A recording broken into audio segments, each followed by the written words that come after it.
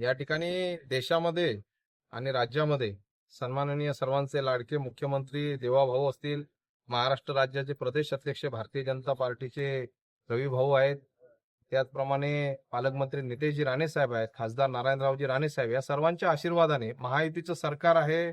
महायुतीचे सर्व नेत्यांनी एकत्रितपणे दोडामार्गमध्ये सुद्धा महायुतीचे उमेदवार दिलेले आहेत. या ठिकाणी तरुण तडफदार उमेदवार दीपकजी गवस यांच्यासारखे चांगले उमेदवार या मतदारसंघाला लाभलेले आहेत. अशा तरुणांना आपण निवडून दिल्यानंतर या परिसराचा विकास होईल अशी आशा सर्व गोरगरीब जनतेला आपण कॅमेऱ्याच्या माध्यमातून पाहू शकता. आपण एका ग्रामीण भागामध्ये आहोत. लोकांची क्रेज विशाल परब आहेतच, परंतु तरुण युवक या ठिकाणी उमेदवार निवडून यावा ही लोकांची इच्छा आणि अपेक्षा आहे. डेव्हलपमेंटच्या बाजूने जाण्यासाठी किंवा डेव्हलपमेंट होण्यासाठी सर्व मंडळीने ह्या ठिकाणी भारतीय जनता पार्टीचे उमेदवार किंवा महायुतीचे उमेदवार निवडून देण्यासाठी कंबर कसलेली आहे. भारतीय जनता पार्टी किंवा महायुतीचा जो उमेदवार आहे तो 1000% निवडून येणार आहे. अपक्ष राहिल्यानंतर काय परिस्थिती होते, मी स्वतः अपक्ष उमेदवार होतो, मी माझी मतदान मी करून दाखवलेलं होतं किंवा माझ्या पाठीची जनता होती. परंतु चिन्ह असल्यानंतर त्या ठिकाणी उमेदवाराला ताकद असते आणि कमळ या चिन्हावरती संपूर्ण ताकद या संपूर्ण उमेदवारांना मिळालेली आहे. विजयी हा 100% या उमेदवारांचा होणार आहे. बाहेरचा म्हणजे माझा प्रश्न आहे, पाकिस्तानचे आहेत का ते? भारतातलेच आहेत ना. त्यामुळे भारत देशात जो व्यक्ती आहे तो कुठेही उभा राहू शकतो आणि मराठी माणूस आहे, तरुण तडफदार आहे. अशा व्यक्तीला निवडून देण्याची लोकांनी मनात ठरवलेलं आहे की या ठिकाणी महायुतीचे उमेदवार निवडून द्यायचे आहेत.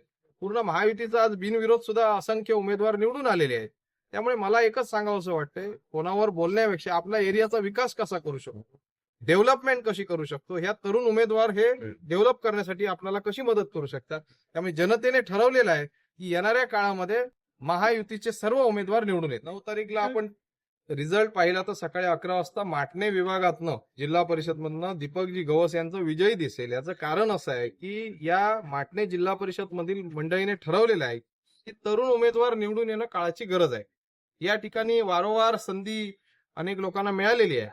मी कोणावर टीका टिप्पणी करत नाही, परंतु काहीतरी विकास होणं ही काळाची गरज आहे. आज या ठिकाणी अनेक असंख्य तरुण बाहेर शिक्षणानिमित्त किंवा बेरोजगारी निमित्त आणि बेकारी इथे प्रचंड प्रमाणावर आहेत.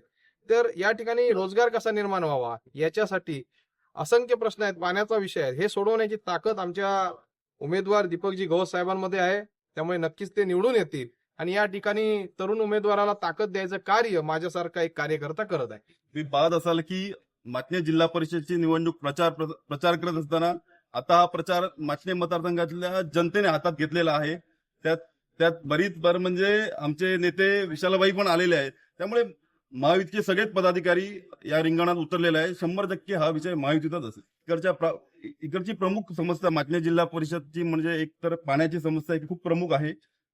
माझ्या खोकरल गावापासून विरजी या गावापर्यंत या सगळ्या गावामध्ये पाणी हा एक खूप मोठा एक प्रश्न, जटिल प्रश्न आहे.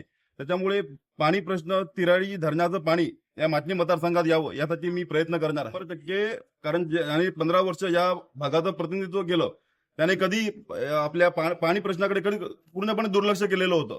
त्यांनी थोडंसं पूर्णपणे सत्ता आमची होती, पूर्णपणे जिल्हा परिषद म्हणा, राज्यामध्ये केंद्रामध्ये सगळी सत्ता आपली होती, तरी पण त्यांनी ठरवलं असतं तर 100% इथे पाणी आणलं असतं. पण त्यांना हा प्रश्न सोडवायचाच नव्हता. त्यांना फक्त या आपल्या जिल्हा परिषदमध्ये निवडून येऊन कॉन्ट्रॅक्ट घ्यायचे होते, म्हणून हा प्रश्न मागे राहिला. पण नक्कीच येणाऱ्या काळात आमचे सगळेच नेते मंडळी, विशालभाई, पालकमंत्री साहेब, रवींद्र चव्हाण साहेब यांच्या माध्यमातून आम्ही नक्कीच हा प्रश्न सोडू. युवकांनी ठरवलंय, इकडच्या माता भगिनीने ठरवलंय की आता पान पलटायचं म्हणून, कारण हा प्रचार त्यांनी स्वतःच्या हातात घेतलेला आहे. नक्कीच त्यांना बदल हवा आहे. म्हणून मला सगळ्यांनीच, माझ्या युवक मित्रांनी, माझ्या सगळ्यात आपल्या माटणे मतदारसंघातल्या सगळ्याच मतदारांनी सांगितलं की तुम्ही निश्चिंत राहा, कारण हा विजय तुमचाच आहे म्हणून.